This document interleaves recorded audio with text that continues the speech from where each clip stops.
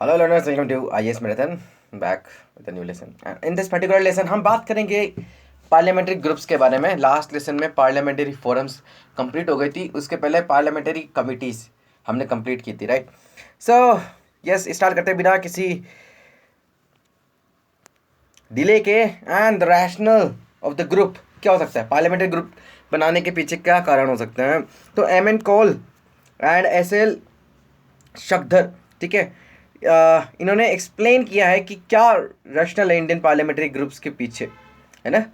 तो सिंपल सी बात ये है कि ये हमारे, देखो यहाँ पर बात हम करते हैं इंटरनेशनल लेवल पे कि नेशनल जो पार्लियामेंट्स हैं उनके बीच में किस तरीके से रिलेशंस को डेवलप किया जाए, है ना। इंटर पार्लियामेंट्री रिलेशंस किस तरीके से उनको प्रमोट किया जाए, है ना, जो रेगुलर एक्टिविटीज़ होती है नेशनल पार्लियामेंट्स की, है ना। उसके अलावा जो पार्लियामेंट्रियंस हैं उनके बीच में एक कोहेरेंस रहना चाहिए ना, वर्ल्ड के हर पार्लियामेंटेरियन के बीच में। तो उस आइडिया को मद्देनजर रखते हुए पार्लियामेंट्री ग्रुप की स्टार्टिंग की गई।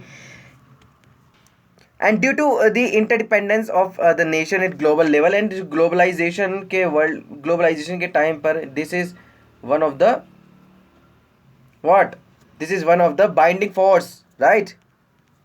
एक सिनर्जी लेकर के आते हैं ये रिलेशंस के अंदर। डेमोक्रेसी को सेफगार्ड करने का एक बेसिकली जो प्रिंसिपल है उसको प्रमोट करने के करता ही है, ठीक है। उसके अलावा हम बात करें तो कंट्रीज़ के बीच में ग्लोबली लेवल पर अगर हम बात करें किस तरीके से अपॉर्चुनिटीज़ क्रिएट करता है या फैसिलिटेट करते हैं, ताकि एक कंट्री की प्रोस्पैरिटी में दूसरी कंट्री का क्या रोल हो सकता है, हो ही सकता है ना, इकोनॉमिकली, सोशली, लीगली। एंड यहाँ पर बात करते हैं लेजिस्लेटिव लेवल पे क्या हो सकता है। तो यहाँ पर पार्लियामेंटेरियन मिलते हैं पूरे वर्ल्ड लेवल पे, जितने भी यहाँ जहाँ पर भी पार्लियामेंट्री फॉर्म ऑफ गवर्नमेंट्स हैं वो मिलते हैं, डिस्कस करते हैं, सोल्यूशन बताते हैं, कॉमन प्रॉब्लम्स क्या हो सकती हैं, एक की गलती से दूसरा देश कैसे सीख सकता है, दूसरे की प्रोस्पैरिटी का क्या वे था और इस वाली कंट्री या दूसरी कंट्री उससे किस तरीके से प्रेरणा ले सकती हैं।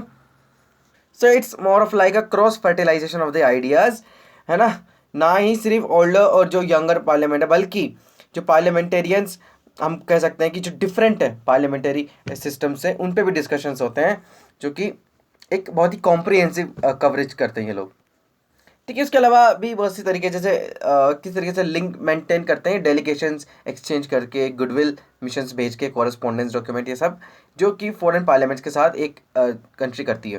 तो जो national group of Inter Parliamentary Union है एंड जो इंडियन ब्रांच है कॉमनवेल्थ पार्लियामेंट्री एसोसिएशन के, these are also the part of this groups. So it's a large machinery जिसके ये सब पार्ट्स हैं। इसके कंपोजिशन किस तरीके से होगा, जो IPG है ये एक ऑटोनोमस बॉडी है। सबसे पहली बात तो यही है कि ये एक ऑटोनोमस बॉडी है एंड 1949 में बनाई गई इन परसुएंस ऑफ मोशन, जो अडॉप्ट किया था कॉन्स्टिट्यूएंट असेंबली ने, है ना। ये अगस्त में हुआ था 1948 में, जिसको अडॉप्ट किया गया था बाद में। So the membership of IPG is open to all the members of the parliament. सारे मेंबर जितने भी उन सबके लिए ओपन रहती है। पहले के जो फॉर्मर मेंबर्स हैं ना, वो एसोसिएट मेंबर्स बन सकते हैं इस ग्रुप के अंदर, ठीक है। लेकिन जो ये एसोसिएट पर्पस होते हैं, मेंबर्स होते हैं, are entitled to limited rights only. इनके पास लिमिटेड राइट्स होते हैं, है ना। जैसे कि इनके पास रिप्रेजेंटेशन का राइट नहीं होता है the meeting and conference of the IPU and the CP, है ना ही ये जो ट्रेवल कंसेशंस हैं जो कि करंट पार्लियामेंटेरियन से उनको मिलते हैं, वो इनको नहीं मिल पाते हैं, जो हम बात कर रहे हैं एसोसिएट मेंबर्स की, जो कि प्रीवियस और जो फॉर्मर MPs होते हैं उन सबको। अब इसके चेयरमैन वगैरह कौन होते हैं, डेफिनेटली लोकसभा का स्पीकर इसका एक्स ऑफिशियो प्रेसिडेंट होता है ग्रुप का, और डेप्यूटी स्पीकर जो है, जो डेप्यूटी चेयरमैन ऑफ राज्यसभा है, वो एक्स ऑफिशियो वाइस प्रेसिडेंट होते हैं, ठीक है। तो इसमें चेयरपर्सन ऑफ राज्यसभा का कोई रोल नहीं है, राइट। उसके अलावा जो सेक्रेटरी जनरल ऑफ लोकसभा है ना, वो एक्स ऑफिशियो सेक्रेटरी जनरल होता है ग्रुप का। ऑब्जेक्टिव क्या है, मैंने बता दिया कि पर्सनल कॉन्टेक्ट बनाता है between the members of parliament of India. उसके अलावा to study the question of public importance क्या हो सकते हैं प्रेजेंटली, है ना। सेमिनार्स उस पर बनाते हैं और कोर्सेज बनाते हैं, ओरिएंटेशन कोर्सेज, इंफॉर्मेशन का डिसमिनेशन होता है, लेक्चर्स अरेंज करते हैं पॉलिटिकल डिफेंस, इकोनॉमिक वगैरह पे। And to arrange the visit of foreign countries with a view to develop contacts with a member of other parliament, जो कि मैंने आपको बता दिया। तो फंक्शंस क्या है इस ग्रुप के, तो ये ग्रुप लिंक क्रिएट करता है पार्लियामेंट ऑफ इंडिया और वेरियस पार्लियामेंट जो है पूरे वर्ल्ड में, है ना।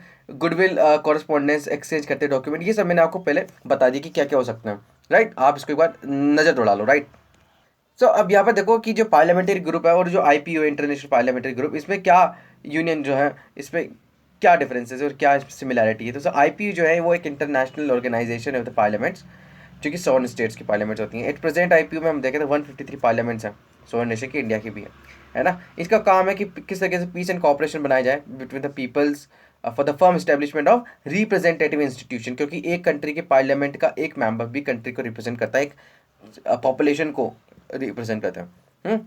तो किस तरीके से ये रिप्रेजेंटेटिव इंस्टीट्यूशंस जो हैं ये बेटर नॉलेज क्रिएट कर सकें, अचीव कर सकें, है ना, क्वेश्चंस को किस तरीके से डिस्कस कर सकें, उसका इंप्लीमेंटेशन किस तरीके से, ये सब बातें हैं। तो मेन एडवांटेज ये कि इंडियन पार्लियामेंट्री डेलीगेशंस की हेल्प करता है to develop contact with the parliamentaries of the world level, right. तो यही सब इसके अंदर इसके एडवांटेजेस हैं, वो आप सब देख लेना। इसके बाद आता है सेकंड चीज़ है ग्रुप, जो पार्लियामेंट्री ग्रुप है, और CPA क्या है, ये कॉमनवेल्थ पार्लियामेंट्री एसोसिएशन है, जिसके अंदर बात करते हैं कि 17,000 पार्लियामेंटेरियंस हैं, 175 national, states and provincial and territorial parliaments का, है ना। सेम आइडियाज़ हैं, वही cultural, social, economic, legislative systems को किस तरीके से अंडरस्टैंड कर सकें एंड उससे रिलेटेड नॉलेज को प्रमोट कर सकें। तो parliamentary democratic framework with reference to the countries of Commonwealth of the nation, जिसमें हिस्टोरिकल पार्लियामेंट्री लिंकेजेस हैं, एसोसिएशंस हैं, ये सब उनसे रिलेटेड मिशंस भेजते हैं, प्रमोट करते हैं कि किस तरीके से पार्लियामेंट्री डेमोक्रेसी उसको एडवांसमेंट किया जाए, नॉलेज से रिलेटेड उसको एनहेंस की जाए। ठीक है, तो एडवांटेजेस आप सब लोग यहाँ पे एक बार देख लेना, ठीक है। जैसे कॉन्फ्रेंस एंड सेमिनार्स करते हैं, पब्लिकेशंस होती हैं, बुक्स वगैरह होते हैं, pamphlets, magazines, information, introduction, parliamentary facilities provide की जाती है, ट्रेवल फैसिलिटीज़, ये सब यहाँ पर किया जाता है। तो ये था आपका पार्लियामेंट्री ग्रुप्स, ठीक है। अगले लेसन में डिस्कस करेंगे सुप्रीम कोर्ट के बारे में, जो कि एक बहुत ही ज़्यादा इंपॉर्टेंट लेक्चर होगा, उसको बिल्कुल मिस मत करना, है ना। और ये टॉपिक इसलिए पढ़ा दे रहा हूँ क्योंकि ये ना ऐसे टॉपिक्स हैं जो कभी ना कभी, मान लीजिए अगर बाई चांस पूछ लेना, तो आपके पास एक आइडिया हो करने के लिए, इसलिए 6-7 मिनट दे करके आप इसमें इन्वेस्ट करें, देखें और शेयर करें जितना हो सके, ठीक है। तो support IAS pattern for giving us an opportunity to provide you the quality content, quality education at free of cost, ठीक है। जितना भी हम कोशिश कर सकते हैं हम कर रहे हैं, अब आपके ऊपर है, जितना भी हो सके आप इसको सपोर्ट करें, फैलाएं। तो ठीक है, जब तक के लिए stay tuned and have a nice day.